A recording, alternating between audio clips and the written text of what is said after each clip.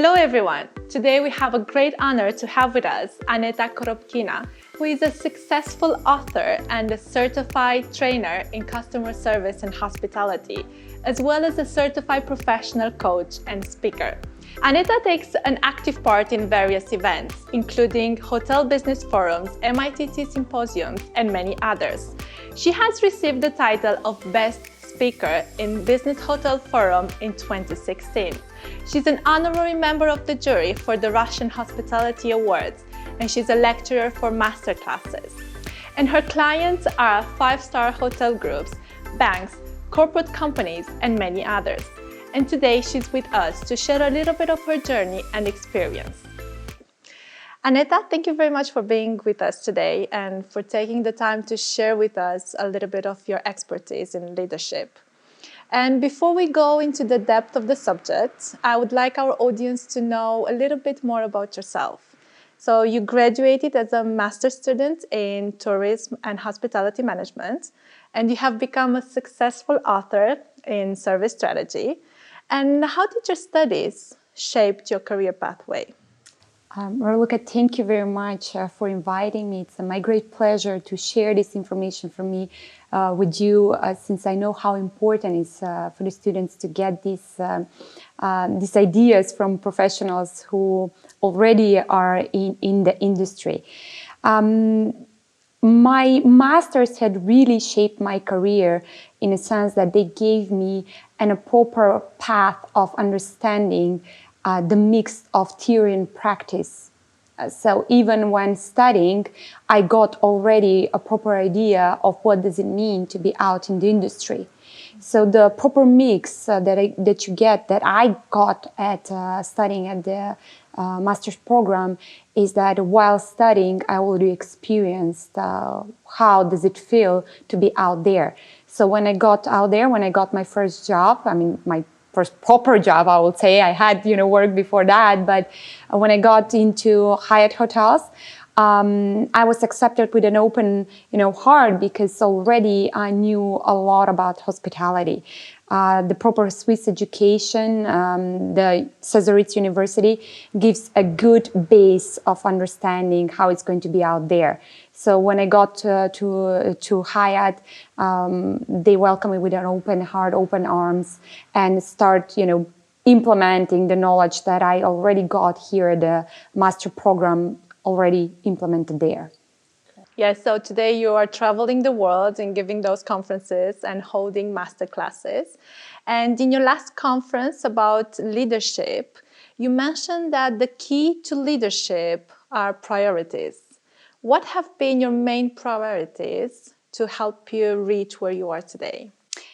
It's, when we spoke about priorities, it's always kind of the question, but how do I do it? What is it? And then what do I do, to reach my goals? Probably the main first thing I will say, in order for you to prioritize, you need to know your goals. Okay, because you cannot prioritize if you don't know where you're going and what you need to do in order to get there. So for me, once I definitely kind of put myself on a path that I'm going to work with the service strategy building, with being a speaker, being a trainer, I start prioritizing and investing in my knowledge of building the huge knowledge on service excellence and leadership, which is, according to me, are the main, let's say, points of success when it comes, to service.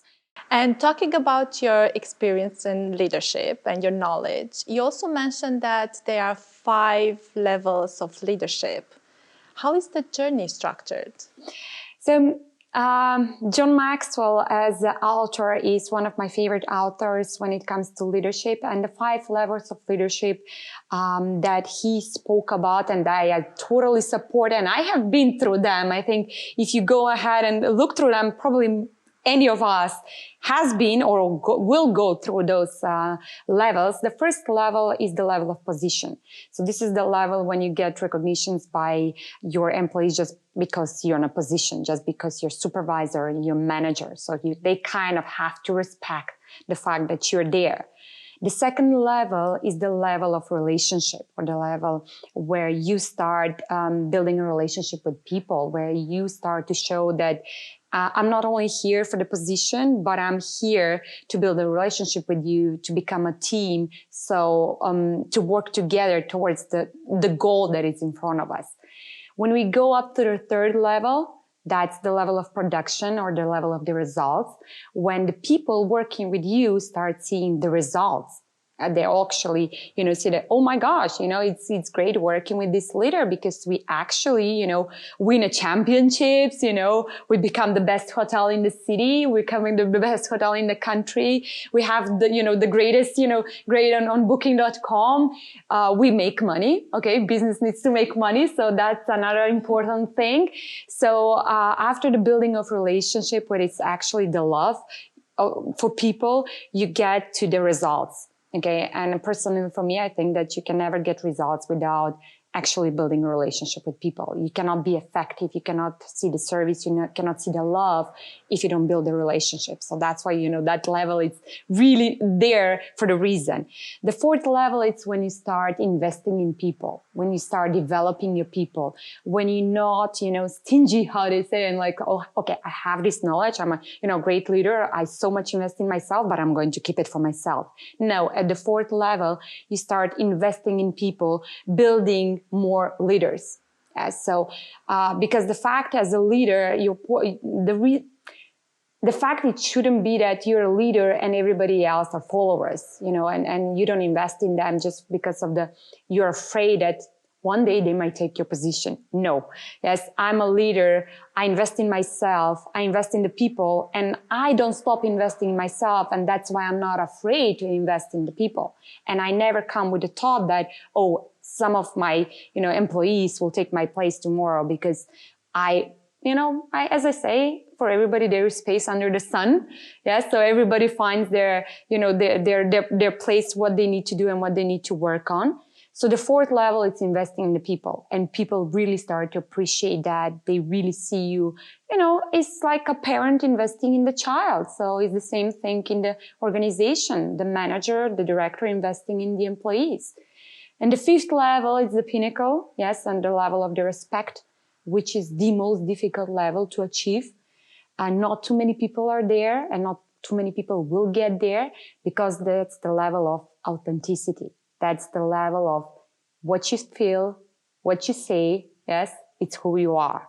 So whatever you represent, the service excellence, in first place, you should be the one giving or leading by the example. So people should see that you're the one leading them. You cannot talk about love and not share the love, and people will not feel your love. You cannot say anything about the love. You cannot say to employees, oh, be positive, and you're negative. Yes, you cannot say to people, oh, smile, and yet you're not smiling. So this is the highest level of leadership, where your people and people all around you, not only employees, can actually feel your authenticity. What you feel, what you think, is what you do, who you are. You also talk about mindsets, and there are two types of mindsets. There's the growth one and the fixed one. And we know that we are all conditioned by our past experiences. And sometimes we faced false perceptions in terms of mindset.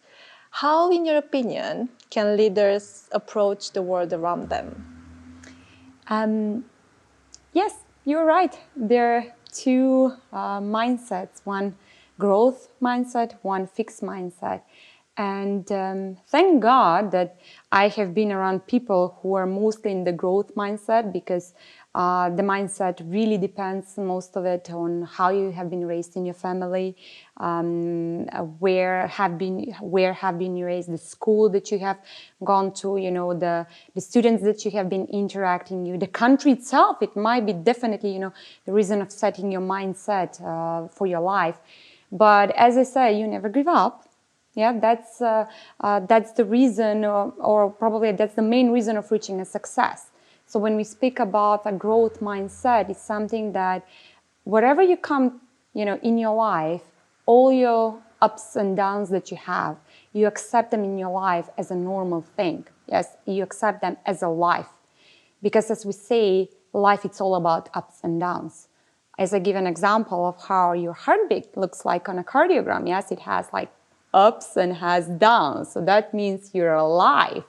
What happens when it goes a straight line, you know? No more life. Yeah, no life. So life, it's all about ups and downs, and the growth mindset, it's how do you overcome those, you know, those downs. Yeah, how do you motivate yourself? How you self-motivate, self-control, self-discipline yourself of knowing again what is your goal and how do I reach it.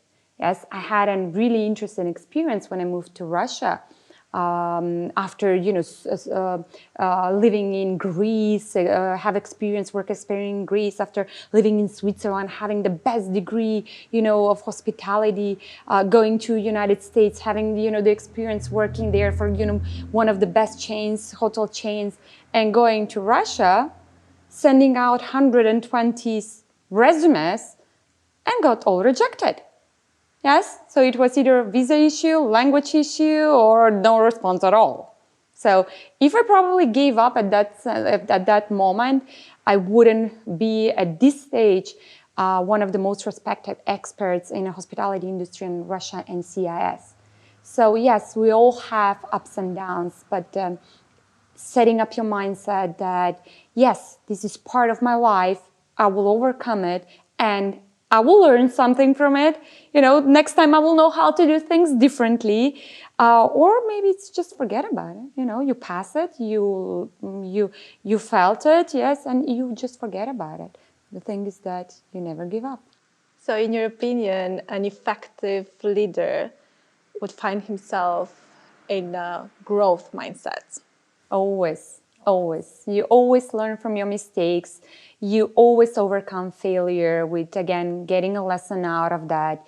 You always in a state that I know that I don't know. So it's like you always know that you can learn more, see different perspectives, ask people, share with people, get opinion from people, and just understand that everything is changing, as our nature is changing every year, all the 4 seasons, and it's normal for nature. Yes, that's normal for us as well. Just how do you deal with a change? And I would say, I would totally agree with Charles Darwin. It's not the strongest one, it's not the smartest one. Yes, who survives is the one who can adapt to change. And that's what's happening in the world today.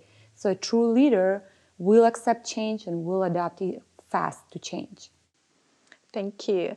And Aneta, which is the one question that everyone should ask themselves to know if they are on the track? One question. Yeah, that's a good question to answer. The question will be probably, why I'm doing this. Yes, it's a question which I constantly ask myself. And if you don't find an answer, you're in trouble.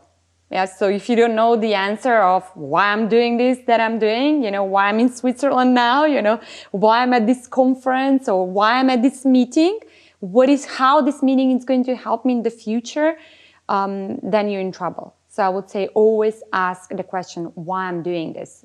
And if you find answers, as many answers as you find, it's better for you. Because if you find many answers of why you're doing this, that means that you're on the right track. Yes. If you don't know, you're in trouble.